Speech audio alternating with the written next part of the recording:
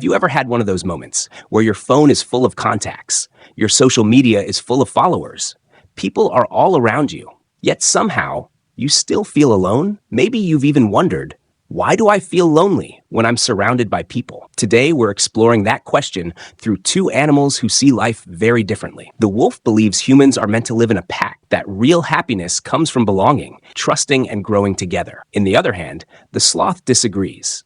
It believes depending on people only leads to disappointment. Real peace comes from learning to enjoy your own company. So, do we really need people to live a happy life? Or have we simply forgotten how to be alone? Let's listen. Can I ask you something? When was the last time someone truly asked, "How are you?" and actually waited for the answer? Honestly, I don't remember, but I don't think it matters. I've learned the less you expect from people, the less disappointed you'll be. That's exactly what worries me. People are slowly convincing themselves that they don't need anyone. Maybe because every time they did, they got hurt. Friendships ended. Relationships broke. Promises weren't kept. Eventually, being alone started feeling safer. Safer? Maybe. Happier? I'm not so sure. Why not? I have peace. No drama. No arguments. No expectations. I wake up when I want. Do what I want.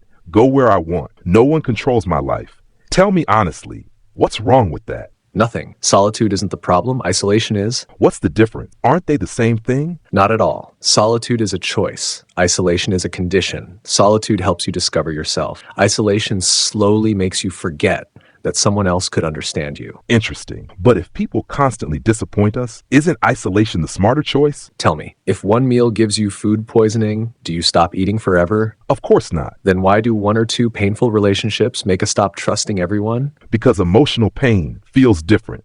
Broken trust stays with you. You're right, it does. But building walls keeps pain out. It also keeps love out. Maybe, but walls feel safer than broken hearts. For a while, then something strange happens. You stop protecting your heart and start imprisoning it. You know, sometimes I go days without having a real conversation. Not because I can't, because I don't feel like it. Or because you forgot what genuine connection feels like. Maybe. Humans are strange. When they're hungry, they eat.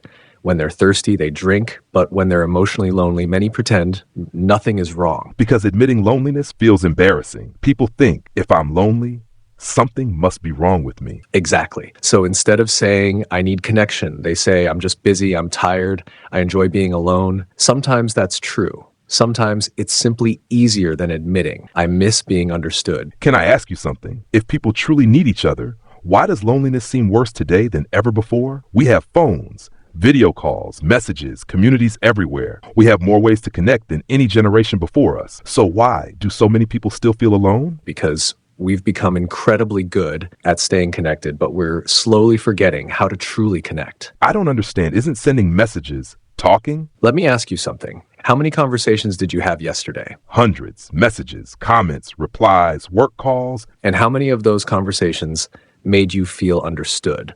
Maybe none. That's the difference. Communication isn't the same as connection. So what creates connection? Presence, listening, vulnerability, feeling safe enough to remove the mask. Maybe that's the problem. People don't remove their masks anymore. Exactly. Everyone is trying to look happy, successful, confident, but very few people say I'm struggling. Because showing weakness feels dangerous. People judge. People leave. People take advantage. Sometimes, but pretending to be okay has a price too. If nobody knows the real you, nobody can truly know you. So people aren't lonely because nobody is around. They're lonely because nobody knows what's happening inside them. Exactly. You can spend every day surrounded by people and still feel invisible. I never thought of it that way. Maybe that's why conversations feel shallow. We ask, how are you? But we expect good. Because we're afraid of uncomfortable honesty. There's something else I've noticed. Whenever people meet, everyone's attention keeps drifting back to their phones. Years ago, people escaped loneliness by meeting people. Today, many escape loneliness by escaping into their screens. But phones make us feel connected. For a moment, but connection without presence is like eating food that never satisfies your hunger. You keep consuming, yet still feel empty. That explains something. Sometimes I spend hours scrolling. When I finish, I don't feel connected. I feel even more alone. Because you watched people live. You didn't actually live with people. There's another thing. People seem busier than ever. Everyone says, I'm too busy. Busy has become the most socially accepted excuse. You don't believe them? Some truly are busy, but many aren't lacking time. They're lacking priorities. Think about it. People can watch 3 hours of videos, but struggle to make a 10-minute phone call to someone they love. That's painfully true. Relationships don't disappear overnight. They disappear. One ignored message, one canceled plan, one postponed conversation at a time. Maybe we've become so focused on building careers that we've forgotten to build relationships. Success without someone to share it with often feels surprisingly empty. Do you think that's why so many successful people still say they feel lonely? Because achievement answers, what have I built? It doesn't answer, who will celebrate it with me? I always thought loneliness meant having nobody around. Now I'm realizing you can lose connection long before you lose people. Exactly. Loneliness rarely begins. When people leave, it begins. When conversations become transactions, when presence becomes notifications, when being known is replaced by being seen. Can I ask you something? If all of this is true, then why do so many people push others away, even when they desperately want connection? Because the greatest enemy of connection isn't distance, it's fear. Fear of rejection, fear of being judged, fear of being hurt. Again, Maybe that's why I chose isolation, not because I loved being alone, because I was tired of getting hurt. and that's exactly where loneliness becomes a prison instead of a choice. Can I ask you something? Do you think loneliness actually changes a person, or does it just make them sad? What do you think? I don't know. I just know the longer I've stayed by myself, the harder it has become to let people in. That's how loneliness works. It doesn't usually hurt all at once. It changes you little by little. At first, you stop calling people, then people stop calling you. Eventually, silence becomes normal. That happened to me. At first, I enjoyed the quiet. Now, sometimes entire weekends pass without a meaningful conversation. And when that becomes your normal, something else begins to change. What? Your thoughts. When you're alone for too long, your mind becomes its own echo chamber. The same worries, the same fears, the same memories, playing over and over again. That explains something. Sometimes a tiny problem feels enormous simply because there's nobody to talk it through with. Exactly. A conversation often shrinks the problems your mind keeps enlarging. Maybe that's why I overthink everything. Loneliness feeds overthinking, and overthinking feeds loneliness. A vicious cycle. Exactly. I've noticed something else. When you're lonely, you slowly stop believing people actually care about you. Because loneliness changes the stories you tell yourself. Instead of thinking they're probably busy, you start thinking they don't want me around. I say that to myself all the time. That's why loneliness slowly attacks self-worth, not because you're less valuable, because you've stopped feeling seen. So it's not just that I feel alone. I slowly start believing I'm not worth knowing. Exactly. And that's one of loneliness' greatest lies. You know, I've also stopped trying new things. Meeting people feels exhausting. Even things I used to enjoy don't excite me anymore. Or because connection creates energy, isolation slowly drains it. When humans feel disconnected, motivation often disappears too. I thought I was becoming lazy. Maybe you weren't lazy. Maybe you were emotionally exhausted. Can loneliness really affect your body too? Have you ever noticed when you're deeply lonely, you don't sleep well, you don't eat well, you stop taking care of yourself, stress stays longer, energy disappears faster, your body listens to what your heart is carrying. I always thought it was just in my head. Nothing stays only in the mind forever. Eventually, the body joins the conversation. There's something I've never admitted before. Sometimes I scroll endlessly, watch videos, keep myself busy, not because I'm entertained, because I don't want to sit with how lonely I feel. Most escapes don't remove loneliness. They postpone meeting it. So distraction can become another prison. Exactly. Anything that helps you avoid your emotions eventually controls them. You know what's strange?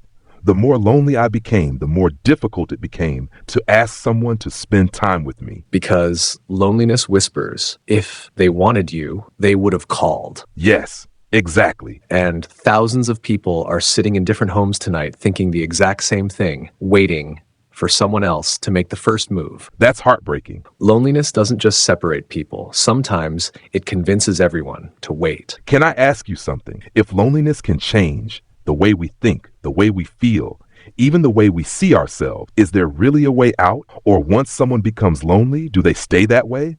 No. Loneliness isn't a life sentence, but escaping it requires something most people have forgotten: not finding more people, learning how to build real connection. You said something earlier, loneliness isn't a life sentence. Then tell me, where do people begin? Before answering that, let me ask you one question. Have you ever been surrounded by people, yet still felt lonely? Many times. Then loneliness isn't simply the absence of people. It's the absence of connection. Exactly. That's why adding more people doesn't always remove loneliness.